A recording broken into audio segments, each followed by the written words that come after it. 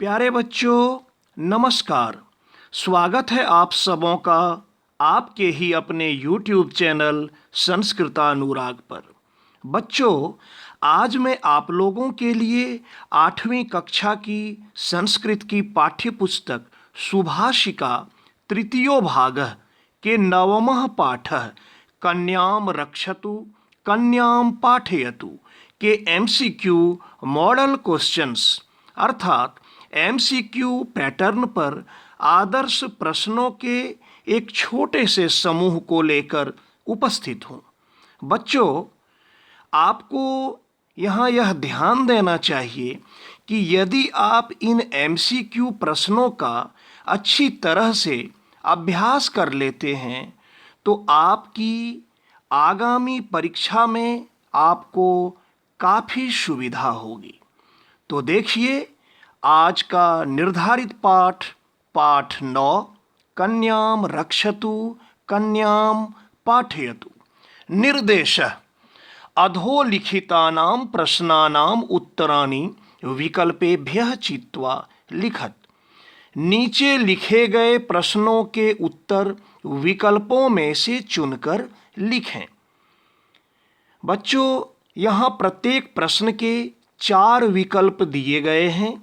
आपको उन चारों विकल्पों को पहले अच्छी तरह से ध्यान से देखना है। तत्पश्चात आपको यह विचार करना है कि कौन सा विकल्प सही है। उन सही विकल्पों को आपको चयन करना है। तो देखिए, पहला प्रश्न, प्राचीन काले नारीणां स्थितिः कीदृशी आसीत्।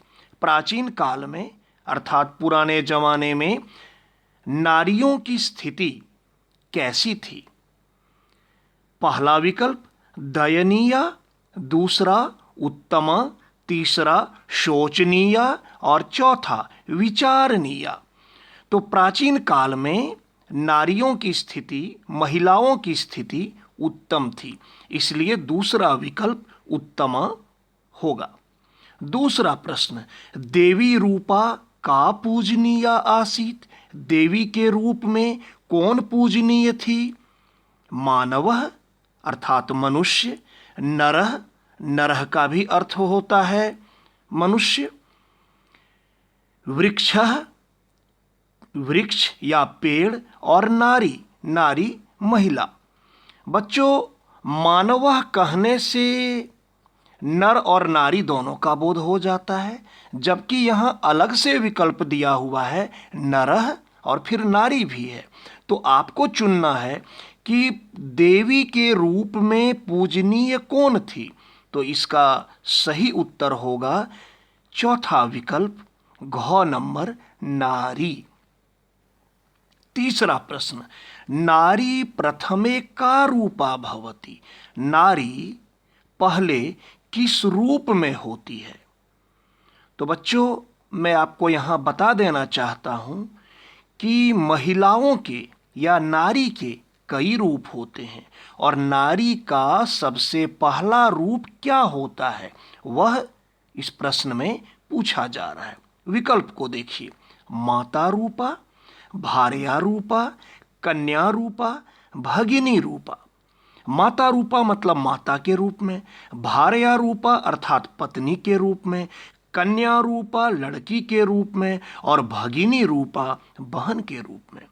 तो नारी सबसे पहले कन्या के रूप में होती है, तो तीसरा विकल्प होगा कन्या रूपा। चौथा प्रश्न, कस्याः रक्षणम आवश्यकम अस्ति। किसका रक्षण आवश्यक है। पशोः, वृक्षस्य, राक्षसस्य या फिर कन्यायाः।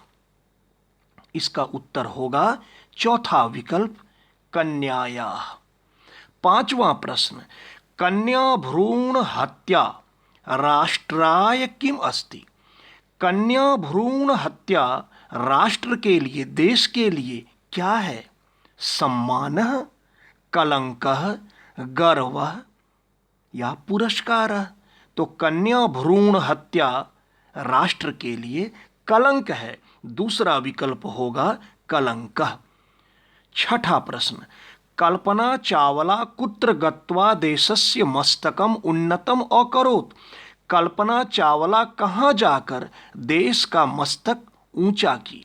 भूतले, जले, पाताले, अंतरिक्षे। तो इसका होगा चौथा विकल्प अंतरिक्षे। 7वां प्रश्न, का प्रसिद्धा गायिका आसीत। यहां 4 विकल्प हैं, तो आपको इन चारों विकल्पों में से चुनना है कि इन चारों विकल्पों में से कौन प्रसिद्ध गायिका थी। पीटी उषा, सचिन तेंदुलकर, लता मंगेशकर, किरण बेदी। तो प्रसिद्ध गायिका थी लता मंगेशकर। 8वां प्रश्न, कस्य अर्ध शक्ति नारीषु एव अस्ति। किसकी आधी शक्ति नारियों में ही है? ग्रामस्य, नगरस्य, प्रदेशस्य, राष्ट्रस्य। तो इसमें होगा राष्ट्रस्य। देश की आधी शक्ति, राष्ट्र की आधी शक्ति नारियों में ही है। 9वां प्रश्न, कन्याम रक्षतु कन्याम पाठयतु इति कस्य उद्घोषम अस्ति। कन्याम रक्षतु, कन्या की रक्षा करो, कन्या को पढ़ाओ, या इसे आप दूसरे शब्दों में कह सकते हैं बेटी बचाओ बेटी पढ़ाओ। यह किसका उद्घोष है? सर्वकारस्य, मित्रस्य, ग्रामस्य, सज्जनस्य। तो यह सरकार का उद्घोष है, इसलिए पहला विकल्प होगा सर्वकारस्य। 10वां प्रश्न, सर्वत्र यदा कदा कस्याः हत्यायाः समाचाराः श्रूयन्ते।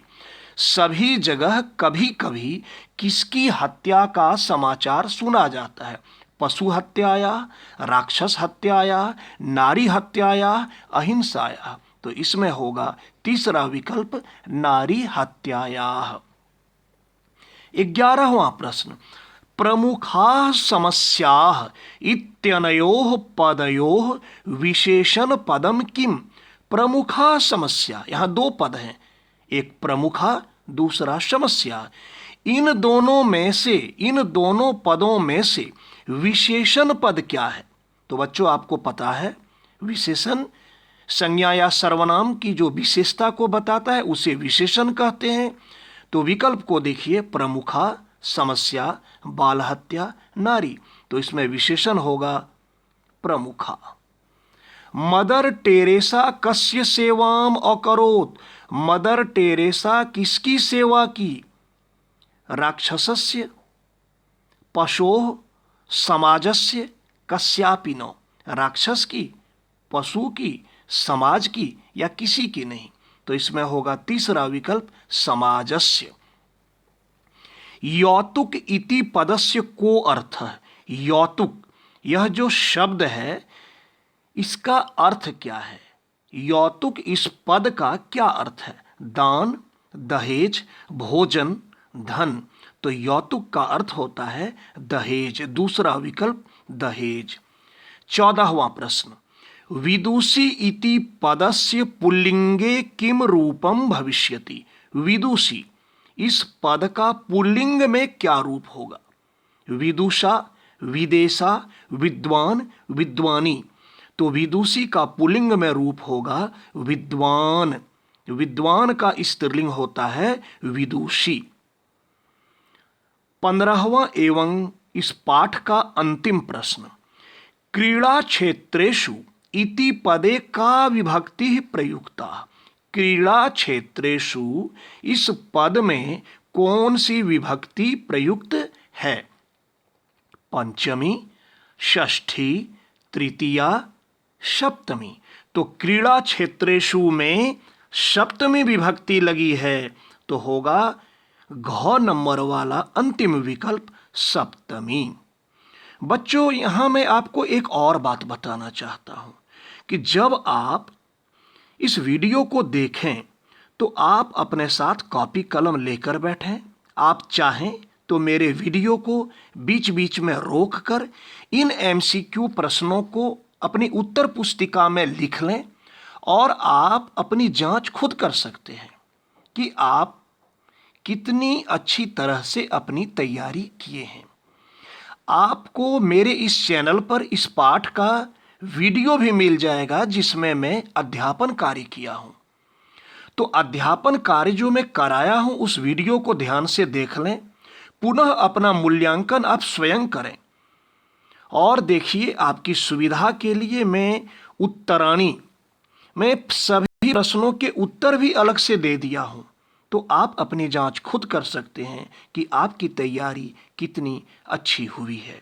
तो इस तरीका को यदि आप अपनाते हैं तो निश्चित तौर पे आपकी परीक्षा की तैयारी काफ़ी अच्छी होगी।